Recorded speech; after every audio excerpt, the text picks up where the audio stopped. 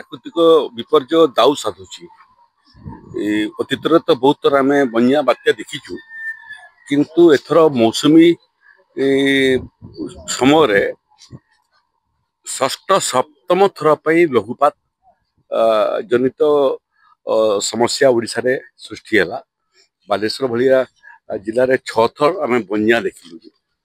ଏବେ ଯେଉଁ ଲଘୁପାତ ହେଲା ସେଥିରେ ପୂର୍ବ ଅନୁମାନ ପ୍ରକୃତିରେ କରାହେଇଥିଲା ଯେ ଜଗତସିଂହପୁର ଏବଂ ପୁରୀ ଏଥିରେ ବିଶେଷ କ୍ଷୟକ୍ଷତି ହେବ ବୋଲିକି, କିନ୍ତୁ ପ୍ରକୃତି ତାର ଦିଗ ମଧ୍ୟ ପରିବର୍ତ୍ତନ କଲା, ଚରିତ୍ର ମଧ୍ୟ ପରିବର୍ତ୍ତନ କଲା। ଗଜପତି ଜିଲ୍ଲା, ରାୟଗଡ଼ା ଜିଲ୍ଲା ଏବଂ କଳାହାଣ୍ଡି ଜିଲ୍ଲା ବ୍ୟାପକ ଭାବରେ ପ୍ରଭାବିତ ହେଲା।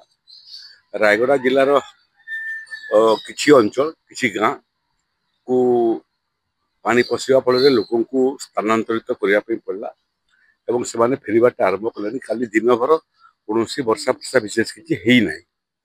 କଳାହାଣ୍ଡିରେ ମଧ୍ୟ 8-9 ଖଣ୍ଡ ଗାଁ ପାଣି ଘେରରେ ଥିଲା ଏବଂ ଲୋକଙ୍କୁ ସ୍ଥାନାନ୍ତରିତ କରାହେଇକି ଯାହା ଯାହା ଆନୁଷାଙ୍ଗିକ ସାହାଯ୍ୟ ସହଯୋଗର ଆବଶ୍ୟକତା ଆମେ କରିଥିଲୁ। ସବୁଠାରୁ ବେଶୀ ପ୍ରଭାବିତ ଗଜପତି ଜିଲ୍ଲା ହେଲା ଏବଂ ଆଜିକାଲି ଗୋଟେ ନୂଆ ସମସ୍ୟା ଓଡ଼ିଶାରେ ସୃଷ୍ଟି ହେବାଟା ଆରମ୍ଭ କରିଛି। ସେଟା ହେଲା ମାଟି ସ୍ଖଳନ, ଯେଉଁଟା ଭୂସ୍ଖଳନ ଫଳରେ ଯେଉଁଟା ଆମର ଉତ୍ତର ପୂର୍ବାଞ୍ଚଳ ଭାରତ ବର୍ଷରେ ଆମେ ଦେଖୁଥିଲୁ, ସେଟା ଧୀରେ ଧୀରେ ଓଡ଼ିଶାରେ ମଧ୍ୟ ଆରମ୍ଭ ହେଲାଣି। ଗଜପତି ଜିଲ୍ଲା ପାହାଡ଼ ପର୍ବତପୂର୍ଣ୍ଣ ଜିଲ୍ଲା, ଯେଉଁଠୁ ପଥର ଖସିବାଟା ମଧ୍ୟ ଆରମ୍ଭ ହେଲାଣି। ଜଣଙ୍କର ତ ପଥର ଖସିବା ଫଳରେ ଏବଂ ଦେହରେ ବାଜିବା ଫଳରେ ମୃତ୍ୟୁ ହେଲା। ଆଉ ଜଣଙ୍କର ମୃତଦେହ ଠାବ କରାହେଇଥିଲା, ତାକୁ ପୋଷ୍ଟମର୍ଟମ ପାଇଁ ପଠା ହେଇଛି। ପୋଷ୍ଟମର୍ଟମ ଆଜି ଆସିବ। ଆସିଲେ ପ୍ରକୃତିରେ ବୁଡ଼ି ପାଣିରେ ବୁଡ଼ିକିରି ଜୀବନ ଗଲା ନା ଅନ୍ୟ କୌଣସି କାରଣରୁ ଗଲା ଜଣା ପଡ଼ିବ। ଏତେ ବଡ଼ ଭୂସ୍ଖଳନ ହେଲା ଯେ ଦୁଇଟା ବ୍ୟକ୍ତି ମଧ୍ୟ ମାଟି ପଥର ତଳେ ରହିଗଲେ। ଏହା ଭାବିକରି ରାତ୍ରି ସାରା ସେ ମାଟି ପଥର କୁ ବାହାର କରିବାରେ NDRF, ODRF ଏବଂ ଅଗ୍ନିଶମ ବାହିନୀ ଲାଗିଲେ। ମୁଁ ଦକ୍ଷିଣାଞ୍ଚଳ ରାଜସ୍ୱ କମିଶନରକୁ ମଧ୍ୟ ନିର୍ଦ୍ଦେଶ ଦେଇଥିଲି ଯେ ଗଜପତିରେ ଯାଇକରି ଅବସ୍ଥାପିତ ହେବା ପାଇଁ। ମାନ୍ୟବର ମୁଖ୍ୟମନ୍ତ୍ରୀଙ୍କ ସାଙ୍ଗରେ ମଧ୍ୟ 2-3 ଥର ଏହାର ସମୀକ୍ଷା ଆମେ କରିଥିଲୁ।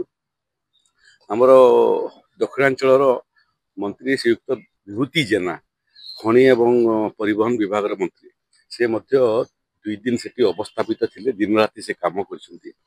ଏବେ ପରିସ୍ଥିତି ସମ୍ପୂର୍ଣ୍ଣ ନିୟନ୍ତ୍ରଣାଧୀନ ଏବଂ ଗଲା 24 ଘଣ୍ଟା ଭିତରେ ବିଶେଷ ବର୍ଷା ନାହିଁ। ଆଜି ମଧ୍ୟ ବିଶେଷ ବର୍ଷାର ସୂଚନା ନାହିଁ। ଏବେ ରହିଲା ଯେ ମୁଖ୍ୟମନ୍ତ୍ରୀ ଯେଉଁମାନେ ମୃତ ବ୍ୟକ୍ତିଙ୍କର କ୍ଷତିପୂରଣ ଘୋଷଣା କରି ସାରିଛନ୍ତି, ବାକି ଅନ୍ୟ ଯେଉଁ କ୍ଷତିପୂରଣର ରାଶି ଅଛି ତାକୁ ଆମେ ଜିଲ୍ଲାପାଳମାନଙ୍କୁ ପରାମର୍ଶ ଦେଇଛୁ। ମୂଳତଃ ରାୟଗଡ଼ା, କଳାହାଣ୍ଡି ଏବଂ ଗଜପତି ଏ 3ଟା ଜିଲ୍ଲାର ଏବଂ ଅଳ୍ପ ପ୍ରଭାବିତ ହୋଇଥିବା ଗଞ୍ଜାମ ଏବଂ କିଛି ଜିଲ୍ଲା, ସେଥିରେ ଜିଲ୍ଲାପାଳମାନଙ୍କୁ ନିର୍ଦ୍ଦେଶ ଦିଆଯାଇଛି ତୁରନ୍ତ କ୍ଷୟକ୍ଷତିର ଆକଳନ କରିକିରି, ଘର କ୍ଷୟକ୍ଷତି ହଉ, ଫସଲ କ୍ଷୟକ୍ଷତି ହଉ, ତାର ଆକଳନ କରିକିରି ତୁରନ୍ତ ରାଜସ୍ୱ ଏବଂ ବିପର୍ଯ୍ୟୟ ବିଭାଗକୁ ପଠାଇବା ପାଇଁ ଆମ ପାଖରେ ରିପୋର୍ଟ ପହଞ୍ଚିଲା। କରି କ୍ଷୟକ୍ଷତି ରାଶି ମଧ୍ୟ ଆଜି ନହେଲେ ଆସନ୍ତାକାଲି ଆମେ ପ୍ରଦାନ କରିବା ପାଇଁ ପ୍ରସ୍ତୁତ ଅଛୁ। ଗଜପତିରେ ଯୋଉ ଭୂସ୍ଖଳନ ଜାଗା ରହିଛି 129ଟି ପାଖାପାଖି ଜାଗା ଚିହ୍ନଟ ହେଇଛି, ସେ ସବୁ ପାଇଁ ଲଙ୍ଗ ଟର୍ମ ପ୍ଲାନ କିଛି ହଉଛି? ସେଟା ପରେ ଏବେ ସମସ୍ୟାଟା ଆରମ୍ଭ ହେଲା, ଏଭଳିଆ ସମସ୍ୟା। ତେଣୁ ଦୁଇଟା ସମସ୍ୟା ଅଛି ଯେଉଁଟାକୁ ସମାହିତ କରିବା ପାଇଁ ଆମର ଆଲୋଚନା ଏବଂ ଚିନ୍ତା ଆରମ୍ଭ ହେଲାଣି। ଗୋଟିଏ ହଉଛି ଯେ ଗୁଡ଼ିଏ ଜାଗାରେ ରାସ୍ତା ତଳେ ଥିବା କାରଣରୁ ବିଶେଷ ବର୍ଷା ହେଲେ ପାଣି ଫୁଲିଲେ, ନଦୀ ଫୁଲିଲେ ରାସ୍ତା କଟକ ହେଇଯାଉଛି। ସେଥିରୁ ମାଲକାନଗିରି ଜିଲ୍ଲାଟା ହଉଛି ସବୁଠାରୁ ପ୍ରଭାବିତ ଜିଲ୍ଲା। ଅନ୍ୟ କିଛି ଜିଲ୍ଲା ଅଛି ଯୋଉଟା ମଧ୍ୟ ଟିକେ ପାଣି ବଢିଗଲେ ନାଳ ରାସ୍ତା ଉପରେ, କଲଭର୍ଟ ଉପରେ, ବ୍ରିଜ ଉପରେ ପାଣି ଯିବାଟା ଆରମ୍ଭ କରୁଛି। ତାକୁ ମଧ୍ୟ ଅଧ୍ୟୟନ କରିବା ପାଇଁ ଜିଲ୍ଲା ପ୍ରଶାସନକୁ ନିର୍ଦ୍ଦେଶ ଦିଆଯାଇଛି। ଲୋ ଲାଇଂ ରୋଡ୍ସକୁ ଠାବ କରିବା ପାଇଁ ତାକୁ ଆମେ ସେ ରାସ୍ତାର ଉଚ୍ଚତା ବଢେଇବା ପାଇଁ ଚେଷ୍ଟା କରିବୁ, ଯାହାଫଳରେ ଯେତେ ବର୍ଷା ହେଲେ ବି ରୋଡ କନେକ୍ଟିଭିଟି ବନ୍ଦ ହବ ନାହିଁ। ରୋଡ କନେକ୍ଟିଭିଟି ବନ୍ଦ ହେଇଗଲେ ମୁଭମେଣ୍ଟ ବନ୍ଦ ହେଇଯାଉଛି। NDRF ଯିବେ, ODRF ଯିବ, ଅଗ୍ନିଶମ ବାହିନୀ ଯିବ, ରାସନ ଯିବ, ମେଟେରିଆଲ ଯିବ।